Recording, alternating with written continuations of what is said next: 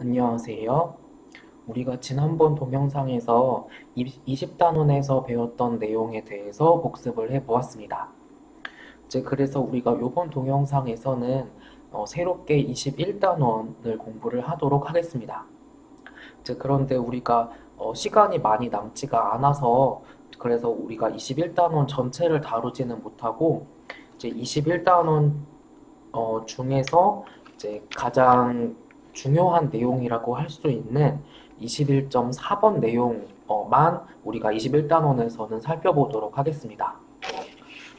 이렇게 21단원 큰 제목에 나와 있는 것처럼 이제 옵션의 이론 가격을 어떻게 계산하는지를 이제 21단원 전반에 걸쳐서 설명을 하고 있습니다.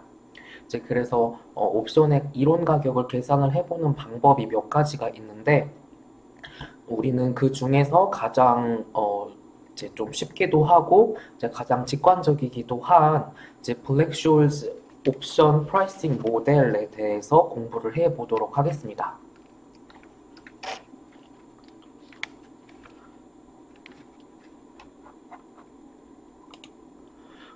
이 블랙쇼울즈 옵션 밸류에이션 같은 경우에는 이제 여기 나와 있는 것처럼 이제 블랙이라는 분과 숄즈라는 분이 이제 이렇게 딱 이론 어떤 공식으로 옵션의 가격을 계산을 할 수 있게 쉽게 계산할 수 있게 만든 공식이 되겠습니다.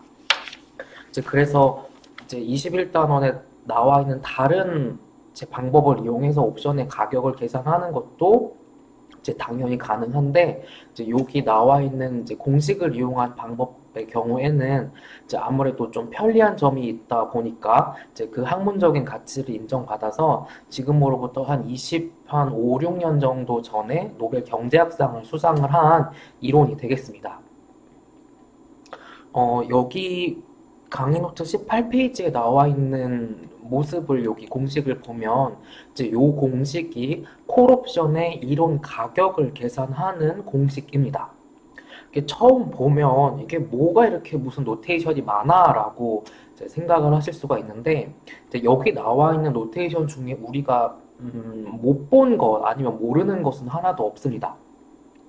자, 여기 나와 있는 포뮬라를 보면 콜 옵션의 이론 가격은 어떻게 계산이 되냐면 S0 곱하기 NT1 빼기 행사가 X 곱하기 익스포넨셜의 마이너스 RT 곱하기 ND2 요 공식을 이용을 하면 이제 콜 옵션의 이론 가격을 계산할 수 있다라는 것입니다. 이제 그래서 이 공식에 들어가는 주요한 인풋을 보면 이 콜 옵션의 기초 자산의 가격인 S0 이제 그리고 이 콜옵션을 얼마에 행사하기로 했는지인 X 행사 가격. 이제 그리고 여기 조그맣게 나와 있는 R, 그러니까 시장 이자율 R. 이제 그리고 여기로 아직 T로 나와 있는 이 콜옵션의 만기까지 얼마가 남았는지, 남은 기간. 이제 그리고 여기 D1과 D2가 이렇게 이제 표시가 되어 있는데, 이제 D1과 D2 안에 들어있는 요 시그마, 즉 그래서 기초자산의 변동성을 이야기를 한 것입니다. 즉 그래서 여기 나와 있는 하나, 둘, 셋, 넷, 다섯 요 5개의 인풋을 알면 여기 공식의 블랙쇼울즈 포뮬라에 딱 넣으면 콜옵션의 이론 가격이 계산이 딱 된다라는 것입니다. 이제 그리고 이제 조금 복잡할 수 있는 부분이 바로 여기 ND1과 ND2인 부분인데요. 이제 여기 D1을 이렇게 계산을 한다는 것이고, 이제 또 D2를 이렇게 계산을 한다라는 것입니다. 이제 그러면 ND1, ND2는 또 각각 무엇이냐라고 하면, 여기 지금 우리가 피겨 21.6번에 나와 있는 것처럼 여기 지금 정규 분포가 나와 있습니다. 이제 그래서 이제 여기 지금 표시 색깔 되어 있는 영역을 이제 이렇게 ND라고 이렇게 표시를 한 것입니다.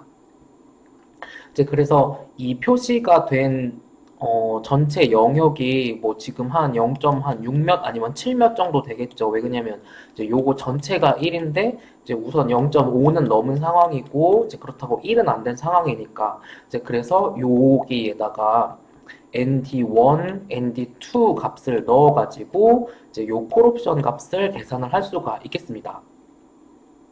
이제 그래서 여기 나와 있는 것처럼 설명을 보면 요 ND라고 하는 것은 이제 D보다 작을 확률을 이야기를 하는 거고요. 이제 여기에 나와 있는 것은 콜옵션의 이론 가격을 계산을 하는 포뮬라가 되겠고, 이제 조금 넘어가서 강의 노트 23페이지를 보면 이제 여기 나와 있는 것은 풋옵션의 이론 가격을 계산하는 포뮬라가 되겠습니다. 이제 이제 우리가 앞에서 콜옵션 계산하는 거를 배웠죠. 이제 콜옵션의 블랙쇼일즈 옵션 공식을 방금 공부를 했습니다. 이제 그러면 이 지금 풋옵션 계산을 하는 제 블랙쇼일즈 포뮬라를 한번 해보려는 건 아니고 이제 이거를 직접 유도를 할 수가 있는데, 이제 어떻게 유도를 한 거냐면 우리가 앞에 20단원에서 배운 이제 풋콜 패리티라고 하는 거가 있죠. 그래서 거기 우리가 공부를 했을 때 S 플러스 P는 이퀄 C 플러스 X의 1 마이너스 RF 이제 요거라고 공부를 했습니다. 이제 그래서 요거를 정리를 하면 이제 P는 이제 C 플러스 X 여기 1 플러스 R 나누기 한 다음에 여기 빼기 S를 하면 되죠. 이제 그래서 여기다가 우리가 방금 앞에서 살펴봤던 블랙쇼일즈 콜옵션 공식을 집어넣고 이제 요 식을 쭉 정리를 하면 이제 여기 나와 있는 풋옵션의 블랙쇼일즈 공식이 도출되게 됩니다. 이제 그리고 이 풋옵션의 경우에도 마찬가지로 인풋으로 이제 여기 X, 이자율 R, 그다음에 만기까지 남은 기간 T, 이제 그리고 기초자산의 가격인 S0, 이제 그리고 요 ND1과 ND2 안에 들어가 있는 이제 기초자산의 변동성인 시그마. 그래서 요 5가지의 인풋을 알면 우리가 풋옵션의 가격, 이론 가격을 계산을 할 수가 있는 것이죠. 이제 그래서 여기 지금 나와 있는 인풋을 쭉 넣으면 이제 그래서 우리가 풋옵션의 가격을 이렇게 계산을 할 수가 있다라고 하는 것입니다.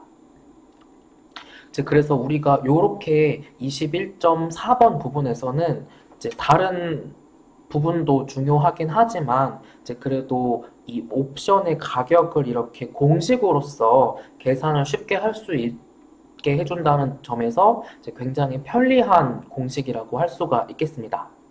이제 그래서 여기 지금 우리가 콜옵션과 풋옵션의 블랙쇼일즈 공식을 공부를 했고요. 이제 여기 요 블랙쇼일즈 공식을 사용을 하고 또 직접 활용해서 계산을 하기 위해서는 이제 기말고사를 보실 때에는 이제 꼭 공학용 계산기를 지참을 하셔야 되겠습니다. 이제 그리고 여기 나와 있는 것처럼 이제 ND1과 ND2는 물론 직접 계산을 할 수도 있는데 보통 이제 시험에 들어가게 되면 이제 확률 분포표 테이블을 주는 경우가 많습니다. 이제 그래서 이렇게 풋옵션과 콜옵션은 이렇게 계산을 할 수가 있겠구나라고 하는 것을 정리를 할 수가 있겠고요. 이제 우리가 공부를 한 콜옵션과 풋옵션의 블랙쇼일즈 공식은 이제 가장 기본적인 형태를 공부를 한 겁니다. 이제 그래서 이러한 가정을 깔고 있습니다. 우선 첫 번째는 이게 만약에 기초자산이 주식이야. 그러면 이러한 이 주식에서는 만기 때까지, 옵션이 만기가 될 때까지 배당을 전혀 지급하지 않는다라고 가정을 했습니다.